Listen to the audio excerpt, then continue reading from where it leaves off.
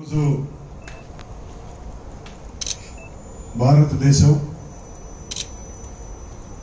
మోడీ గారి నాయకత్వంలో ప్రతి సెక్షన్ కి ప్రతి వర్గానికి అందరినీ దృష్టిలో పెట్టుకొని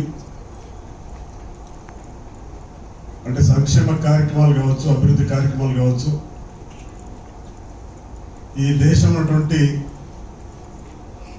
అన్ని వర్గాలకి సమగ్రమైనటువంటి అభివృద్ధిని కాన్స్టిట్యూట్ చేసినటువంటి పార్టీగా ప్రధాని భారత ప్రభుత్వం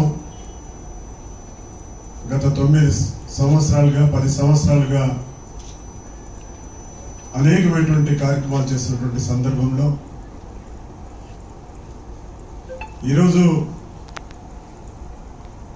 మరి జనాభాలోనే